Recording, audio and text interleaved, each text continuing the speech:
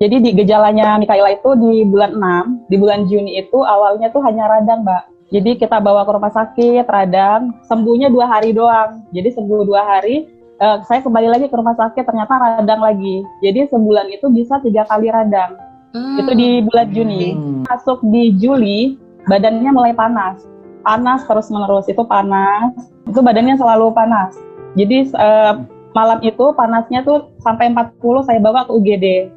Di bulan Juli itu pas di UGD itu sama dokter udah diperiksa, jadi cek lab semua kan Mas.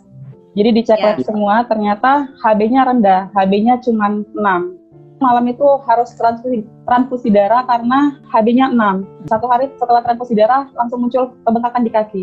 Sama dokter sempat mau dioperasi. Memang kata dokter itu entah cairan atau yang tercampur dengan nanah itu mau dikeluarin. Jadi saya nggak mau operasi. Saya bilang nanti aja dok. Nanti aja dioperasi. Saya belum berani Mbak untuk ngelakuin operasi buat anak saya. Mingguan lebih di rumah sakit, terus kita pulang. Sampai di rumah itu cuma 2 hari aja. Jadi di rumah cuma 2 hari, masuk lagi rumah sakit. Jadi itu sampai September tuh bolak-balik rumah sakit itu 2 hari di rumah, masuk lagi ke rumah sakit. Di rumah sakit itu belum ketahuan penyakitnya apa, jadi memang bolak-balik rumah sakit.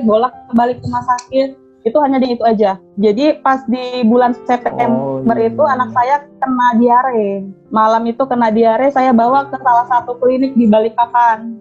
Jadi dokternya ngelihat matanya udah pucat, terus anaknya juga udah lemes kan. Jadi akhirnya langsung dibawa ke rumah sakit. Cek lab lagi ternyata HB-nya 7. Padahal seminggu sebelumnya udah transfusi darah lagi. Ya, jadi sebulan tuh bisa 3 kali transfusi darah. Dari awal sebelum sakit itu 15 kilo. Dan dari Juni itu udah mulai merusut sampai 11 kilo. Jadi memang drastis karena nggak mau makan sama sekali. Jadi memang sama dokter menyarankan malam ini cek darah, besok ibu harus berangkat ke Surabaya. Jadi saya dirujuk ke salah satu rumah sakit di Surabaya. Kemarin di September itu di Balikpapan belum ada rumah sakit yang bisa untuk melakukan cek BMP. Jadi memang dari rumah sakit Balikpapan merujuk ke Surabaya ya Bu, cek ini BMP-nya. Saya takut adanya leukemia. Sesampainya saya di Surabaya memang udah dicek semua tuh Mbak, dari kultur darah, semua virus dicek semua itu, sama BMP itu hasilnya negatif, masih negatif juga. Jadi memang dari dokter itu awalnya autoimun. Sama dokter disuruh pulang dulu. Kami kan 3 minggu ya di Surabaya. Sama dokter disuruh pulang dulu. Kata dokter, nanti kalau misalnya ibunya udah pulang, bulan depan nanti harus cek lagi, harus ke Surabaya lagi untuk cek BMP ulang. Saya tuh nggak bisa tidur, anak saya juga nggak bisa tidur karena persendiannya itu sakit kan. Jadi setiap malam tuh kami begadang, dari bulan Juni itu sampai ke Desember itu begadang aja terus.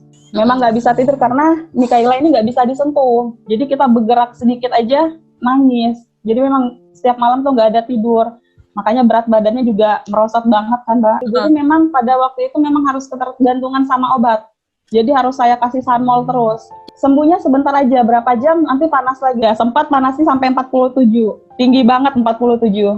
Sampai di Balikpapan, 1 malam di Balikpapan, besoknya panas lagi, sakit lagi. Akhirnya saya bawa ke UGD lagi.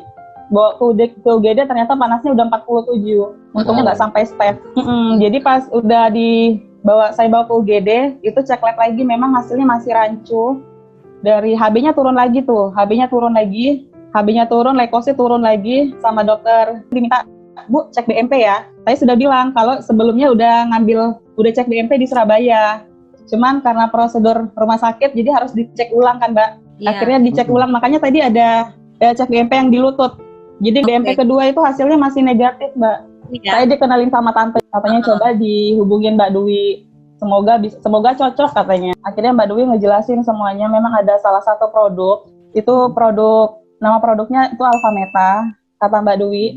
Ini Alfameta ini memang bagus buat tubuh kita, jadi memang itu makanan sel, Mas. Saya bilang, Mbak, apa bisa ya? Anak saya ini kan dari rumah sakit juga penyakitnya belum jelas, saya bilang kayak gitu.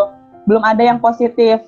Jadi kalau misalnya minum ini gimana? Jadi kata Mbak Dwi, menurut pengalaman kami itu banyak yang terbantu. Jadi saya sebagai orang tua juga, ya udahlah saya coba, karena saya ngeliat anak saya juga perjuangannya luar biasa kan, Mas. Masa saya nggak berjuang gitu loh. Anak saya aja mau berjuang, kenapa saya nggak berjuang? Akhirnya saya putuskan saya coba pakai Alfameta itu. Dan alhamdulillah di bulan November itu, saya kan coba Alpha Meta tuh di November, Mas. Saya pakai itu November. Alhamdulillah saya pakai itu 2 bulan, anak saya itu nggak masuk rumah sakit. Itu nggak panas sama sekali. Awalnya ada aja panas.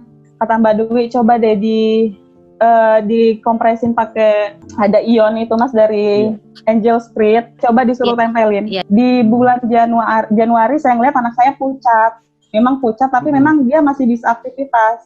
Jadi badannya tuh nggak lemas gitu Mas, cuman pucat. Saya bawa ke rumah sakit, ternyata HB-nya turun lagi, HB-nya 8. Itu selama 2 bulan tuh HB-nya 8. Sama dokter langsung, Bu tambah darah lagi ya. Oke, saya ikut tambah darah. Dan dokter bilang, Bu, sekali lagi katanya. Kita cek BMP ulang ya untuk adiknya. Akhirnya dicek ulang lagi Mas, cek BMP lagi. Dari hasil pertamanya itu kan ada 2 pengecekan tuh Mas. Dari hasil yang pertama yang keluar itu, yang darah tepi itu masih 0%. Jadi memang sel kankernya itu tetap 0%. Jadi tunggu yang hasil hemotyping yang dikirim ke Jakarta. Singkat cerita Mas, jadi memang pas udah hasil yang hemotyping itu keluar, dari dokter udah bilang, Bu, adik positif leukemia dan sel kankernya itu udah 73%. Ya, jadi adik itu kena AML L1. Jadi udah 73%, udah hampir 100. Tuh di ruang dokter tuh udah bilang, Bu ini leukemia, jadi memang besok ibu harus kemo. Jadi memang saya cuma dikasih waktu berpikir pada saat itu sebentar banget. Jadi memang Bu harus kemo ya, besok nggak bisa ditunda. Saya langsung ngomong, ya udah dok, beri yang terbaik buat anak saya. Karena mau kemo Alpha Meta itu per 3 jam saya minum itu 2 sendok. Itu per 3 jam, setiap 3 jam saya kasih minum anak saya. Ya, memang kan sebelumnya dokter ada bilang, Bu, saya nggak mau ya, kalau nanti adik Mikaela ini kemo, saya nggak mau nanti ada obat herbal. Kalaupun ada, saya minta tolong konsul kembali ke saya. Memang dokter ada ngomong seperti itu. Pada saat kemo, paginya itu dokter ada visit. Dan saya memang bawa Alpha Meta itu kan Mas, jadi saya tanya sama dokter, Dok, kalau ini boleh nggak anak saya minum? Dokternya baca, dokternya dibaca. Oh iya, ini boleh Bu, karena ini kan dari beras merah, hanya sereal, jadi memang aman. Dokter ngomong seperti itu. Kemo pertama memang ada ya Mas, efek mual, muntah itu hanya 3 hari saja. Memang itu ada efek mual, jadi setiap makanan yang dimasukin itu selalu keluar. Alpha Meta masuk itu keluar. Itu cuma 3 hari aja Mas, masalah mual. Jadi kemo sampai sekarang itu, ini kan masih kemo ya, masih masuk maintenance. Jadi memang udah nggak pernah yang namanya mual, muntah itu nggak ada. Cuma di awal aja. Awal saya kemo itu kan, saya sempat ngomong sama suami, karena yang kita tahu kemo itu kan pasti botak ya Mas ya, botak, badan lemas, kurus gitu ya, nggak nafsu makan. Saya bilang sama suami, udah siapkah ngeliat anak kita botak? Saya bilang kayak gitu. Udah siapkah ngeliat anak kita botak? Saya bilang, ya kalau memang itu yang terbaik gimana, dilakuin aja, kata suami saya. Akhirnya ya udah saya tetap kemo, saya udah mikir anak saya pasti botak, tiap malam tuh saya nggak bisa tidur Mas. Memang saya ingat mikirin anak saya, kalau botak gimana, terus mual-mual, dia muntah gimana. Tapi alhamdulillah Mas, dia nggak botak, nggak ada botak sama sekali, makannya juga tetap. Juga kita bantu juga dengan ini ya, Medan Quantum ya Din ya? Iya benar Mbak. Hari pertama kemo ya Din ya? Pertama kemo udah pakai Medan Quantum. Iya, jadi Quantum itu saya taruh di sudut-sudut kasur saya. Kemo di fase kedua itu memang harus di bawah 5%.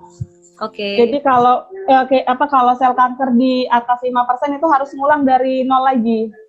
Dan alhamdulillah sel kankernya waktu itu 1,3%, sisa 1,3%. Mbak, Maret 2020. Ini fase ketiga udah, masuk fase ketiga udah. Makannya kuat Mbak, sekarang kuat banget, susu kuat, makan kuat, alhamdulillah. Ini fase maintenance ini kemonya sebulan sekali ya sekarang. Jadi setiap per 2 minggu itu harus cek lab. Jadi memang harus dilihat dari leukositnya, karena kebanyakan kan kalau misalnya udah maintenance itu kan Mas ada yang nggak nafsu makan. Karena kita bawa pulang obat, ada obat 6MP namanya, itu obat memang biasanya nggak nafsu makan, nggak mau makan, masih mual. Jadi memang harus cek lab untuk melihat dari leukositnya, trombositnya. Dan kemarin alhamdulillah masih termasuk normal. Untuk dinyatakan sembuh itu tunggu 2 tahun. Kekebalan tubuhnya selama ini nggak pernah pilek.